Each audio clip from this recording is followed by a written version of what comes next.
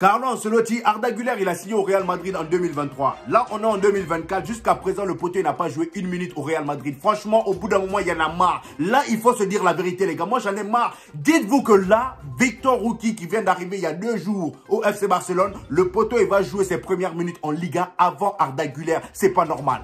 C'est pas normal. Je veux bien que le poteau soit fragile. Oui, il est fragile. Il a enchaîné les blessures dès son arrivée, d'accord. Il a enchaîné des blessures dès son arrivée, d'accord. Mais au bout d'un moment, c'est un joueur du Real Madrid, c'est pas un joueur de Metz. La pression, il faut qu'il s'habitue. Là, je sais que le contexte du match était un peu compliqué parce qu'on gagnait 1-0. S'il rentrait et qu'à cause de lui, il y avait égalisation, voilà, pour un début, c'était pas fameux. Oui, je sais, mais au bout d'un moment, c'est un joueur du Real Madrid. Va falloir le faire entrer dans le grand bain dès maintenant. Il y en a marre d'attendre. J'ai comme l'impression que là, c'est un film. C'est une bande d'annonce, vous nous préparez. Le poteau, ça fait 6 mois, vous nous montrez la bande d'annonce. On veut voir le joueur en action. On veut voir le joueur en action. Même Ethan Mbappé, 16 ans, le poteau, il a réussi à jouer au Paris Saint-Germain. Je l'ai vu s'échauffer aujourd'hui, j'étais content. Je me suis dit, enfin, il va jouer 5 minutes. On va le voir en œuvre. Non, non, non, non.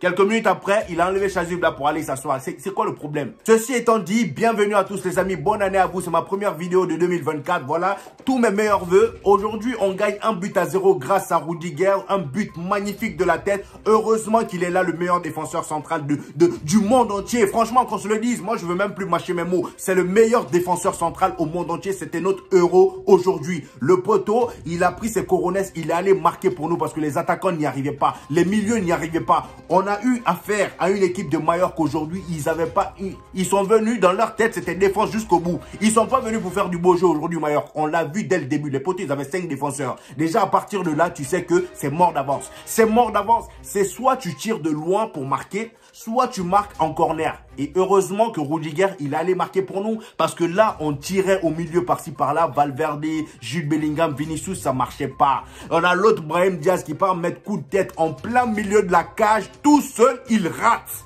Tout seul, il rate. Brahim Diaz, frérot, tu peux pas rater ce genre d'occasion, franchement. Même si ton entrée, il faut se dire la vérité, nous a fait du bien. Ton entrée avec José Lu, ça nous a fait du bien, les gars. Parce que moi, les gars, j'ai même pas compris pourquoi M. Carlo Ancelotti a fait jouer titulaire Vinicius. Le poteau, ça fait 2 mois, il joue pas. Comment ça, dès son retour, tu le mets titulaire à la place de Brahim Diaz, qui depuis tout ce temps a montré de belles choses. Il a prouvé qu'il a l'étoffe pour être titulaire au Real Madrid. Malgré ça, tu l'as enlevé pour mettre Vinicius. Vinicius, oui, aujourd'hui, vers la fin de la première mi-temps, il a été dangereux, surtout sur son tir à la Cristiano Ronaldo. Oui, Vinicius a été dangereux. Mais au bout d'un moment, les gars, Vinicius, il fallait le mettre au banc. Il fallait garder Brahim Diaz. Tu viens de déséquilibrer tout comme ça. C'est pour ça qu'on était un peu en difficulté en attaque. Le trio offensif aujourd'hui, il n'y avait aucun lien, c'est normal. Brahim Diaz n'était pas là. Et en plus, notre cher Vinicius, ça fait 2 mois, il n'est pas là. Il revient, il commence déjà à ouvrir sa bouche avec les arbitres. C'est ça son problème. C'est ça son problème. Hein?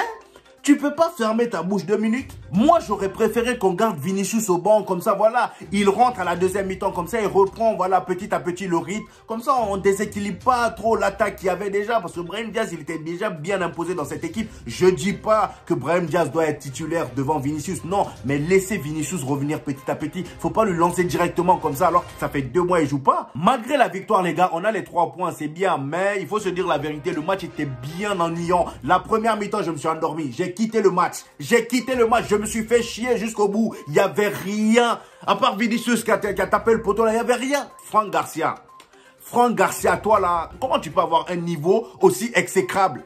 Les gars, il faut se dire la vérité. Je ne sais pas si vous êtes du même avis que moi, mais Franck Garcia, ce poteau là, il n'a pas le niveau du Real Madrid. Il n'a pas le niveau. Là, j'ai hâte que Davis arrive au Real Madrid. J'ai vraiment hâte.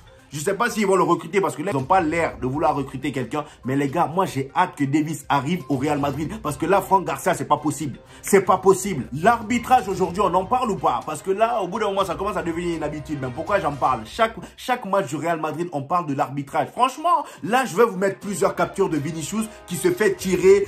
Les gars, les arbitres, ils ont quoi contre nous? Franchement, en Liga surtout. Qu'est-ce qu'ils ont contre nous? Surtout quand il y a Vinicius sur le terrain, j'ai comme l'impression qu'ils deviennent, ils voient rouge. C'est grave. Je pense que dans les 5 grands championnats, les arbitres les plus nuls sont en Liga. Me faites pas jurer, parce que là, on est en 2024, je ne vais pas jurer pour rien. Mais franchement, faut se dire la vérité, ils sont nuls à chier. Et Lunin, les gars, il va falloir qu'on en parle.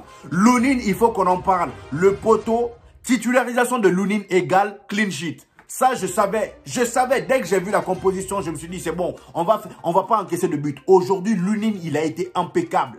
Lunin, il a été impeccable. Le poteau, quand il joue, assurance au max. Là, Kepa, mon frérot, c'est pas que je t'aime pas, hein, mais va falloir prendre le bas un peu. Parce que là, Looney, ce qu'il fait, on peut pas... Si le mettre au banc, le mettre en tant que deuxième gardien, ça serait vraiment un manque de respect. Ça serait vraiment, je sais pas, un manque de reconnaissance. Parce que le poteau, depuis l'absence de Courtois, depuis l'absence de Kepa, il a été irréprochable. Faut se dire la vérité, les gars. Franchement, j'ai kiffé son match de A à Z. Que ce soit balle au pied, que ce soit dans ses arrêts, il est assurant dans tous les domaines. Parlons un peu de la défense du Real Madrid aujourd'hui face à Mallorca, les gars. Tchouaméni et Rudiger, je pense que ces deux-là, ils sont faits pour jouer ensemble. Tchouaméni, franchement, quelle aisance! Je savais, un 6 qui se transforme en défenseur central, c'est toujours bon. On a vu pour Konaté à Liverpool. Konaté que vous voyez à Liverpool qui est bouillant là, c'est un 6, hein. C'est un 6. Aujourd'hui, Tchouaméni, mais sans froid. Il joue comme s'il avait l'habitude de jouer. Il n'a pas de prise de tête. Rudiger, on n'en parle pas, le boss de la défense. Depuis novembre, le poteau, il a récupéré ce poste-là. Il ne veut plus lâcher. Il est devenu le taulier du Real Madrid,